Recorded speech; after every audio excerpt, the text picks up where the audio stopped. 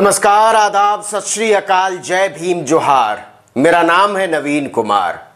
पत्रकारिता के लिए बदनुमा धब्बा बन चुके अगड़म गोस्वामी के बारे में बात करते करते अब ऊब सी होने लगी है। लेकिन जब आपको रोज पता चले कि एक औरत और एक बच्ची की इंसाफ की उम्मीद और कानून में विश्वास को उसने रिपब्लिक टीवी के जूते के नीचे मसल डाला था, तो आप क्या करेंगे? आप इसकी बात करेंगे? आप किसके पक्ष में खड़े होंगे? आपकी पॉलिटिकल पोजीशनिंग कहां होगी? आरोप के मुताबिक अपराधी की तरफ या फिर उस औरत और उस बच्ची के साथ?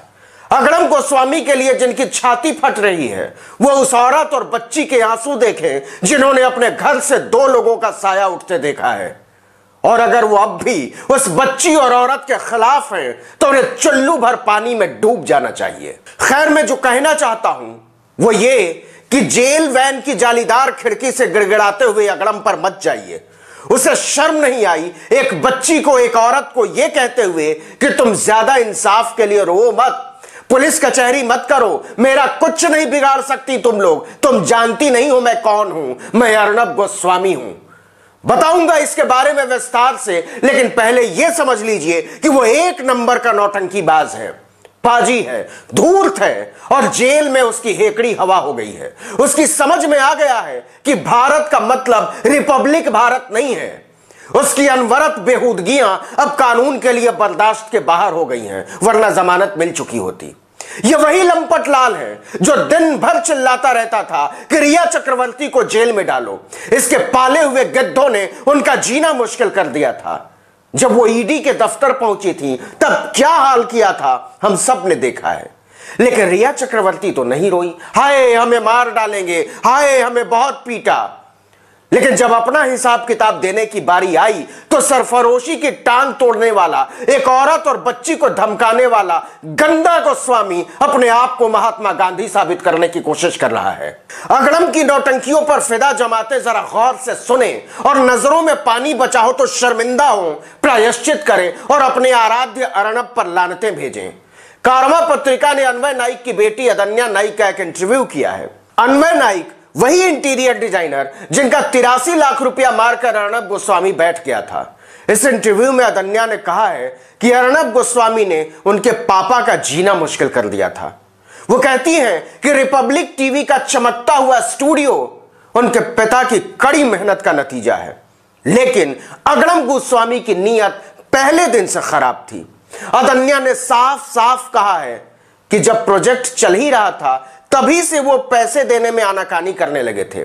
चैनल के पर्दे पर बैठकर औरतों के लिए अभद्र भाषा का इस्तेमाल करने वाला अर्नब कहता था उस बच्ची से कि मैं अर्नब गोस्वामी हूं, मैं तुम्हें दिखाऊंगा कि मैं क्या कर सकता हूं। तुम एक मराठी हो, महाराष्ट्र में रहते हो, लेकिन तुम मेरा कुछ नहीं बिगाड़ सकते। और कमाल देखिए, बीजेपी वाले देवेंद्र फडणवीस ने वाकई उसका कुछ नहीं बिगड़ने दिया। अदन्या के मुताबिक हम लोग पुलिस के पास जाना चाहते थे, लेकिन मेरे पिता बहुत डरे हुए थे। वो कहते थे नहीं, हम ऐसा नहीं कर सकते। वो धमकियां दे रहा है कि तुम्हारा करियर बर्बाद कर दूंगा और तुम्हारी बेटी का करियर भी खराब कर दूंगा, बर्बाद कर दूंगा। जरा अदन्या नाइक की मानसिक हालत को समझने की कोशिश कीजिए। उन्होंने उसी समय अपनी आर्किटेक्चर की पढ़ाई पूरी की थी और उन दिनों इंटर्नशिप कर रही थी। अदन्या नाइक ने कहा कि उनके पिता को 2016 में रिपब्लिक टीवी नेटवर्क की तरफ से वर्क ऑर्डर मिला था। प्रोजेक्ट की कुल लागत 6 करोड़ 40 लाख रुपए थी। प्रोजेक्ट पूरा करके वक्त पर दे दिया गया था, लेकिन अर्नब ने प्रोजेक्ट के आखिरी वक्त में बहुत सारे बदलाव किए। उन्हें या उनकी बीवी को कोई भी डिजाइन पसंद नहीं आती थी तो तुरंत बदलाव मांगते थे। बार बार हो रहे बदलावों के कारण प्रोजेक्ट की लागत बढ़ती जा रही थी। अदन्या ने आरोप लगाया है कि भुगतान न करना पड़े, इसलिए अर्नब ने शुरुआत से ही यह साजिश रची थी। वो शुरू से ही भुगतान नहीं करना चाह रहे थे। अगर करना चाहते तो बहुत पहले कर चुके होते। ये सारे आरोप अदन्या नाइक ने लगाए हैं। अदन्या कहती हैं कि असल में गोस्वामी पर 83 लाख से कहीं अधिक बकाया है। मेरे पिता रोते रहे और अर्नब गोस्वामी लगातार कटौती करते रहे। अदन्या कहती हैं कि अर्नब पर 1 करोड़ 20 लाख रुपए से ज्यादा बकाया है। जिसे घटाकर उसने 83 लाख रुपए कर दिया, लेकिन अर्नब ने इसे भी चुकाने से इनकार कर दिया। प्रोजेक्ट अप्रैल 2017 में ही अर्नब के हवाले कर दिया गया था। अदन्या कहती हैं कि 1 साल से अधिक समय तक मेरे पिता बकाये के लिए अर्नब के सामने गिड़गिड़ाते रहे, यहां तक कहते रहे कि यह मेरे जीवन और मृत्यु का प्रश्न है, लेकिन पत्थर दिल अर्नब का दिल नहीं पसीजा। नतीजा उनके पिता और दादी ने जान दे दी, लेकिन अर्नब का रसूख देखिए। अदन्या ने कहा कि पुलिस एफआईआर दर्ज ही नहीं करना चाहती थी। रायगढ़ में अर्नब का नाम सुनते ही सब डर जाते थे। उस समय जांच अधिकारी सुरेश वारडे ने मुझे और मेरी मां को धमकी दी थी। उन्होंने कहा था कि देखो, ये तुम्हारी जिंदगी का प्रश्न है, बहुत हाई प्रोफाइल लोग हैं ये, मेरी सलाह है कि एफआईआर मत कराओ, भूल जाओ। यहां तक कि मेरे रिश्तेदारों पर भी दबाव डाला गया, उनसे पूछताछ की गई, बड़ी मुश्किलों से एफआईआर दर्ज की गई, लेकिन पुलिस ने केस ही रफा दफा कर दिया। अदन्या कहती हैं कि एक झूठ को छुपाने के लिए आपको 10,000 झूठ बोलने पड़ते हैं, सिर्फ इसलिए कि आप चीख लेते हैं। इसका मतलब यह नहीं है कि आप सच कह रहे हैं। जो हमारे साथ हुआ है वो सच है। जान देने से पहले मेरे पिता की आखिरी चिट्ठी में सब लिखा हुआ है। क्या इतना कुछ सुन लेने के बाद भी आपकी छाती अर्नब गोस्वामी के लिए फट रही है? तो फिर जांच कराइए कि आप इंसान भी बचे हैं या नहीं। वरिष्ठ पत्रकार अभिषेक श्रीवास्तव ने एक हाहाकारी दृश्य की कल्पना की है।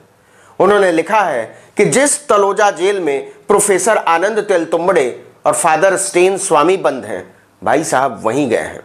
हम तो बस यही सोच रहे हैं कि संडास जाते वक्त अगर कहीं फादर या प्रोफेसर तेलतुंबड़े से अर्नब की भेंट हो गई तो क्या यह शख्स उनसे आंख मिला पाएगा? मुझे लगता है कि बेशर्मों के सामने इस तरह का नैतिक संकट कभी नहीं होता।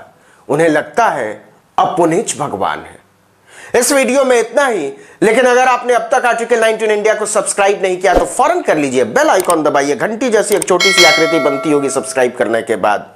लाइक अभी कभी कीजिए, कमेंट करके बताइए कि हमारा कंटेंट आपको कैसा लगा, और अपने दोस्तों, परिचितों, रिश्तेदारों, समूहों में व्हाट्सएप, इंस्टाग्राम, फेसबुक पर हमारे वीडियो लिंक्स को शेयर कीजिए, साझा कीजिए।